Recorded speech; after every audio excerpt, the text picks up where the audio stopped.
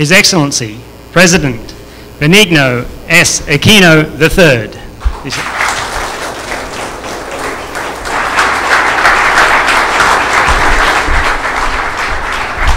Good afternoon. Please take your seats. Senator Edgardo Angara, His Excellency Heikki Hanikainen. I'll get it better the next time, Your Excellency. Mr. Ashish Chowdhury, Mr. Paul Tyler, Mr. Keith Sutton, Mr. Dharmesh Malhotra, Mr. C.J. Castro, Mr. Said Berahil, Secretary Ronald Llamas, is he still present? No. Okay. Mayor Herbert Bautista, Tornillo Cordova, NetworkLabs officers and employees, honored guests, ladies and gentlemen, good afternoon. In a span of a year, we have stood witness to a significant change in the way many of our countrymen view this country's prospects. Because 15 million people took to the polling stations to cast votes for good and honest governance, we were able to pursue reform. Now, those who had grown tired of the system we inherited are once again confident and optimistic. Those who were once devoid of hope are ready to participate once more in rebuilding this country. And even those not from the Philippines, be they foreign investors or credit ratings agencies, have changed their outlook on our country for the better. As president of the station, allow me to say I too share this optimism. How can we not be optimistic? A few years ago, who would have thought that we would be this close to rice self-sufficiency, that in just a single year we could improve our rice harvest enough to go from having to import 1.3 million metric tons of rice to having to import just 660,000. A few years ago, who would have thought that government would ever take decisive action to reduce and eliminate poverty, that we would be reaching 2 million families at the halfway point of 2011 with a large-scale conditional cash transfer program. A few years ago, who would have thought that one day we would be able to slowly but surely equip our armed forces with the vehicles and equipment they need to patrol and protect our shores? And who would have thought that we would be able to do this all without raising taxes? In fact, many said it could not be done, but the truth is we are doing it. We are decisively moving forward along the path of progress, and what this inauguration marks is another milestone, another checkpoint along this road. Years ago, who would have thought that one day the Philippines would be able to provide more than simple, unskilled labor?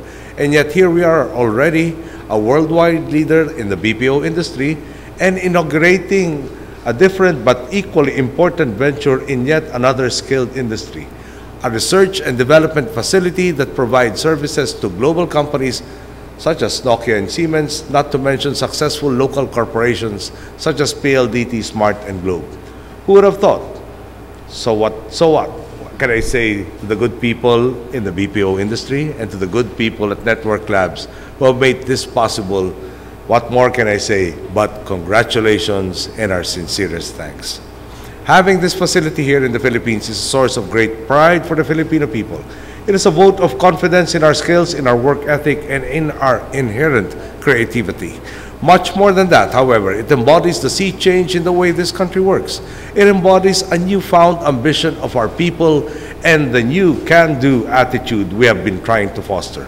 Many of the reforms we have taken are quantifiable, but some of the things that we are trying to achieve are not as easily translated into pesos and centavos. We want to allow the Filipino people to dream again and to be given the opportunity to achieve these dreams through decent work. This is why we are doing what we can to sustain the positive momentum of our business sector and to get even more businesses to set up shop here. It is our job to do all that is possible to make certain that enterprises such as yours and consequently the Filipino people thrive. Our critics might not admit it, but even they are feeling this newfound optimism. Not too far from here, some militant students used to complain that when they graduated, they had no job prospects. Today, they still complain, but they complain that they want jobs other than those that are available. In their own way, they are acknowledging the changes. And in response to those critics, we say, yes, there will be other jobs available, but the important thing is there are now jobs available. We are cutting bureaucratic red tape, which will help the business sector spend more of their time conducting and overseeing operations here instead of having to fulfill repetitive government requirements. Registering a business name, for example, now takes a mere 15 minutes as opposed to the countless hours, if not endless days, it used to needlessly consume. We have been reassessing the Bureau of Internal Revenue's tax rulings processes to make it more efficient. We have reduced the required documents for bidding in the Department of Public Works and Highways from 15 to 8. We realize that doing business may never be easy, but at this point in time, we believe that just by making things simpler and by keeping only the methods and requirements that make sense, processes can be streamlined and systems, whether in our government or in your businesses, can work even better. We are also offering generous tax incentives to our investors. For BPO-related investments, we are giving income tax holidays that last from 6 to 8 years. The World Bank has even identified that this measure has resulted in a 2010 net margins rate of 11 to 21% for our industry, compared to India's rate of 13 to 16%. This makes it clear as day. Our success is based not merely on empty words, but on impressive results.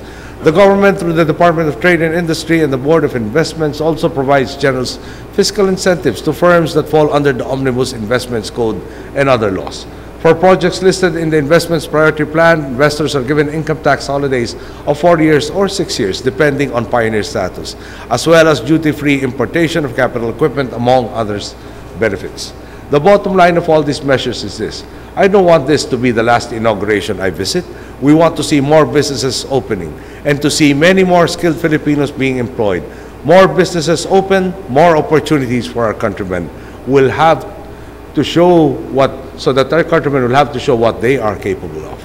By establishing operations here, by working to create partnerships with the academe, the people behind this research and development facility have done their utmost to show just how much they believe in the skills and talents of the Filipino people.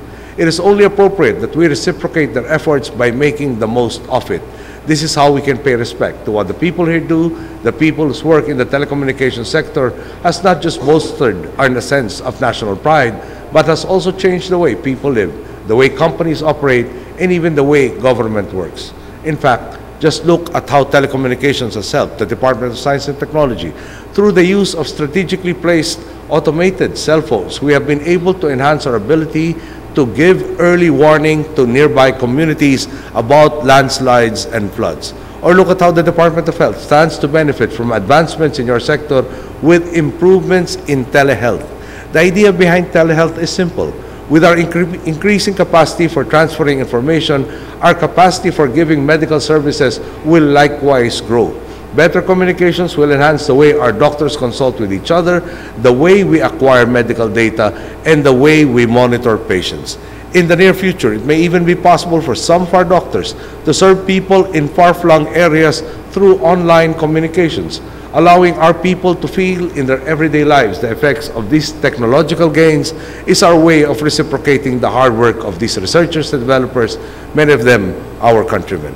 Our administration commits itself to taking advantage of the hard work of those involved in the sector, to use the developments in information technology so that we may serve our countrymen even better, so that we may respond to their concerns as quickly as possible, and so that we may lift this country to its rightful place in the sun. In return, we ask the Filipino people only for the same commitment.